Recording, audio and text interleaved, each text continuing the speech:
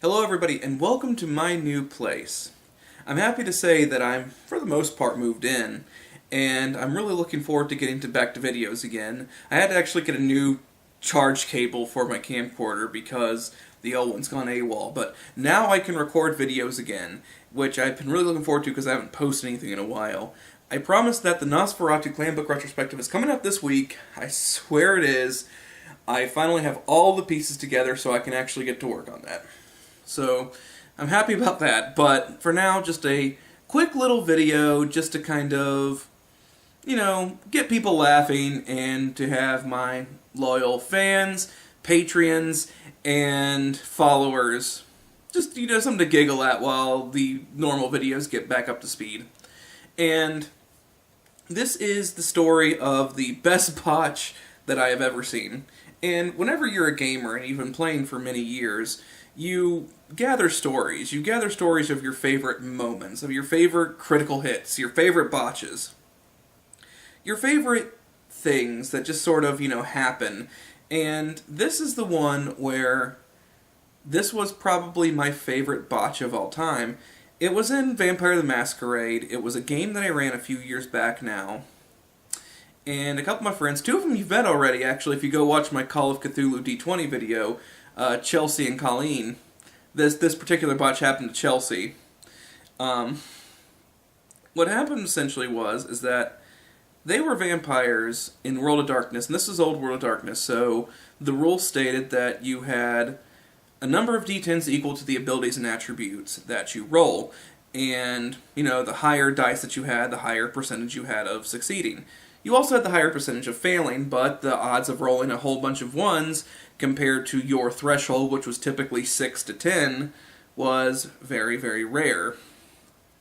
Well, in this story, our intrepid heroes were traveling from Las Vegas to Chicago as vampires, and once again, this isn't just, humans driving down the road or getting a plane ticket. They had to work at it because you're going through werewolf territory, and you have to worry about the sun. So they were taking a semi-truck, and they ended up having to go the long way due to X, Y, and Z plot reasons. So they ended up in El Paso, Texas, actually. And as they stopped in El Paso, Texas, there was a question asked, a generally innocuous question that comes up in every RPG that you play whenever you enter a new area, is what do I know about the local politics, the local lore, the local whatever? Very simple question. You get it in every town you go into in D&D. You get it whenever you change locations in Vampire or Hunter or wherever. You figure out what you know. And so I had the entire group just roll basic, I think it was basic like intelligence and something else, intelligence politics, just to get the idea of what they know. And I go around the table, and the answers were your typical affair, because the way that the statistics of probability work in Old World of Darkness is that you're either going to get like one botch, or you're going to get 2 successes or 1 success. Whenever you get into the 3 and 4 successes that you can get for, tends to be pretty commonplace. But with botches, since you have to have a 1 and no successes in order to botch, or you have to have a 1 and take away successes, 2 is typically what you would see as a bad botch, 3 is rare, 4 and up is extremely rare. I've only seen it like 5 times or so, I think, in the several, like the decades plus years I've played Vampire. And so whenever you get 4 plus, it's usually a massive moment. If it's in combat, you're in a life-threatening situation. I remember in one game that I ran where it was a Tremere, rolled 4 botches. They ended up falling on their own stake by accident. It's that kind of thing. It's that kind of bad level of botching. So I go around the table, and the answers are coming. 1 success, no success. 2 success. And I get to poor Chelsea. 4 botches.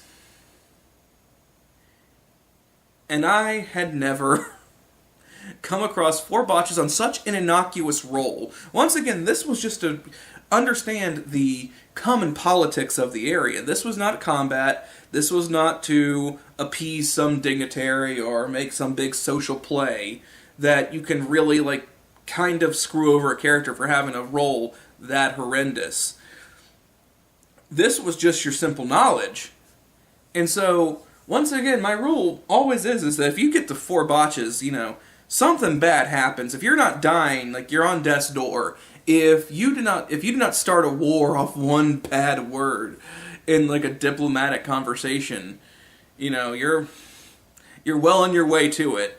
So, with 4 botches on an intelligence check, just a pure what do you know, and I had to start thinking very quickly, as a storyteller does, and I said, okay, this is bad. This has to be bad. This has to be iconic. This has to be memorable. And how do I do that with very simple intelligence check? So I said, okay, here's the deal. El Paso.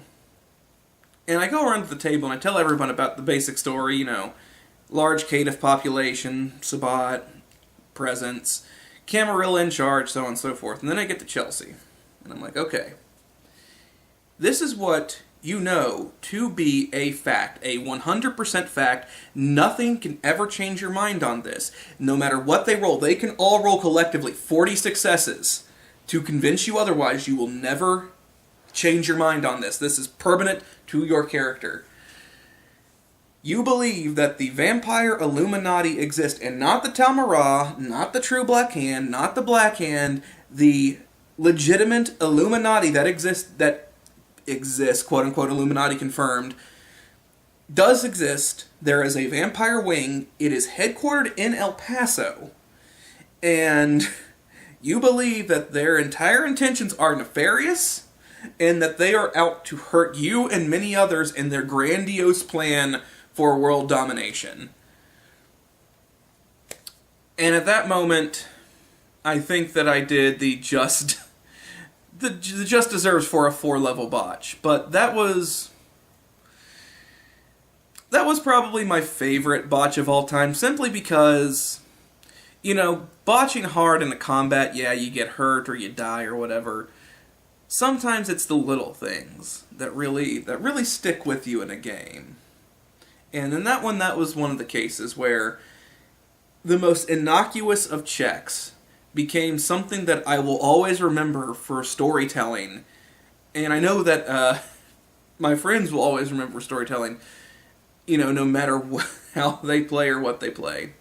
So, for y'all, that was my story about my favorite botch of all time.